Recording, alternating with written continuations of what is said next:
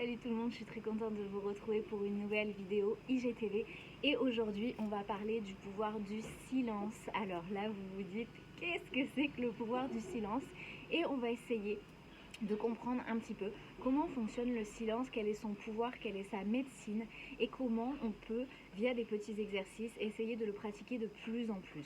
Aujourd'hui, vous l'avez peut-être remarqué, on est dans une société de bruit, une société bruyante, il y a énormément de stimuli extérieurs, il y a énormément de bruit, il y a énormément de pollution sonore.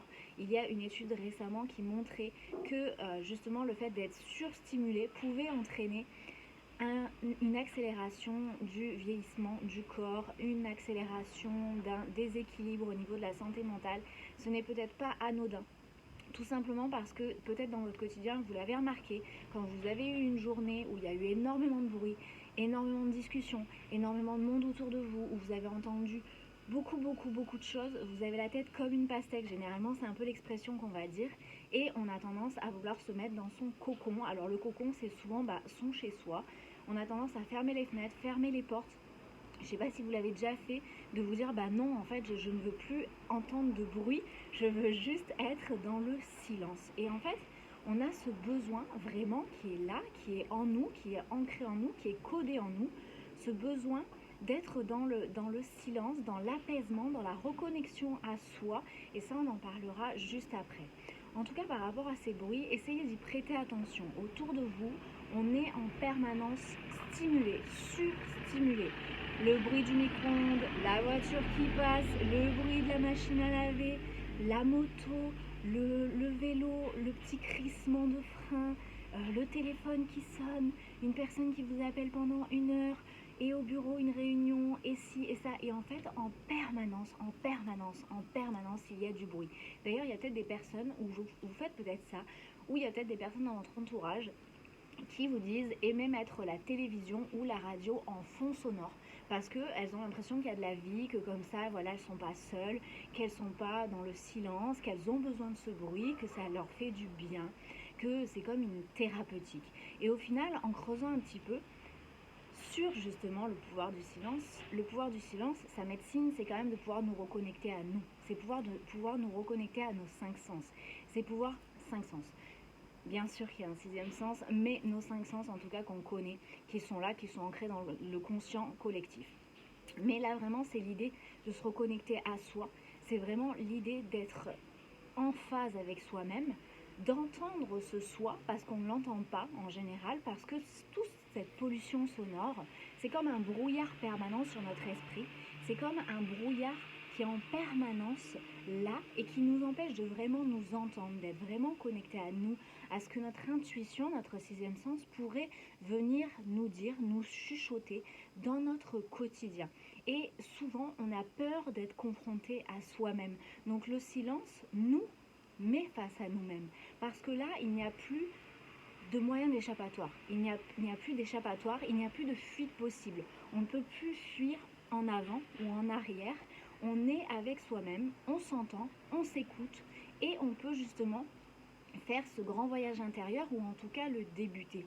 Donc c'est vrai que dans une société finalement qui déconnecte de plus en plus l'humain de sa réalité, de sa nature profonde, il est peut-être intéressant de justement se questionner sur le pourquoi on est arrivé à une époque où la technologie est de plus en plus bruyante, où les appareils autour de nous sont de plus en plus bruyants, où il y a de plus en plus de bruit, finalement, qui nous empêche de penser par nous-mêmes, qui nous empêche d'être connectés à nous-mêmes, qui vient mettre ce brouillard en permanence, et pourquoi il y a aussi autant de répétitions de bruit, de mots, de rituels entre guillemets auditifs, en tout cas des rituels qui ne viennent pas de nous mais qui peuvent venir de l'extérieur.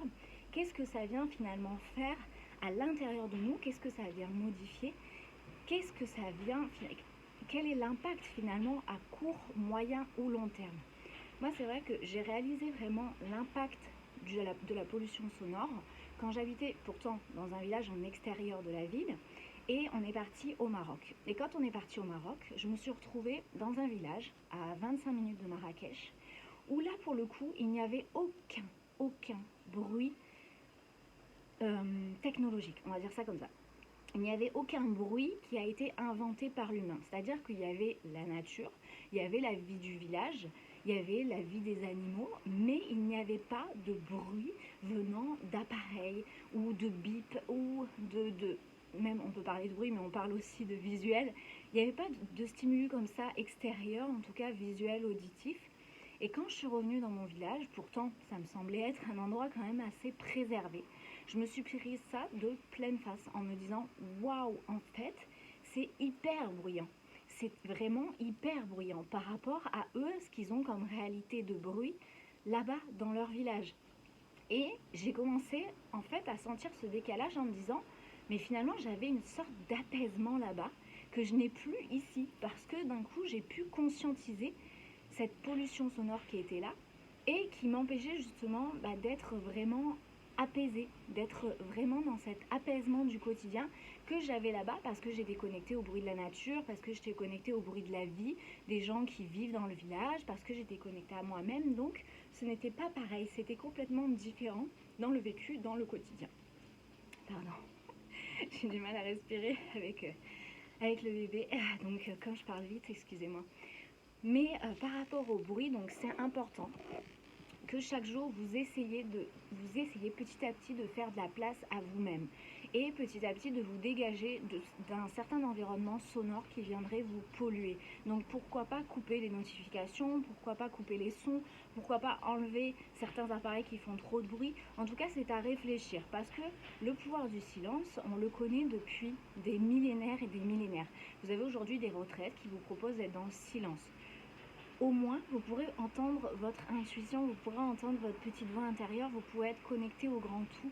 Il y aura cette possibilité. Alors que si vous avez ces bruits, ces stimulus, ce brouillard, ce sera plus compliqué. Ce ne sera pas impossible, mais ce sera plus compliqué. Donc vous avez des retraites qui vous proposent d'être dans le silence. Vous avez aussi par vous-même la possibilité de pratiquer des exercices qui vous permettent petit à petit de vous reconnecter à vous, de pratiquer le silence parce que ce silence, il peut être bénéfique à la fois pour votre équilibre santé mentale, santé physique, mais aussi pour la paix sociale, entre guillemets la paix sociale, parce que parfois, ne pas parler, ne pas répondre à quelqu'un, ne pas dire quelque chose, peut apporter la paix, plutôt que de venir nourrir quelque chose qui n'aurait pas eu besoin d'être nourri par le bruit, par la parole. Donc c'est intéressant aussi de se rendre compte que ce pouvoir-là, il n'est pas que pour nous, il n'est pas que pour nous reconnecter à nous et avancer sur notre cheminement spirituel, en développement personnel, dans notre vie de tous les jours, etc. Mais aussi par rapport à autrui, dans nos relations avec autrui. Et c'est important de se rendre compte que oui, quand on communique, on fait du bruit. Mais est-ce que ce bruit est nécessaire? Est-ce qu'à un moment donné, on a besoin d'être dans ce bruit? Est-ce que finalement, d'être plutôt dans le silence, ce ne serait pas plus bénéfique autant pour nous que pour autrui?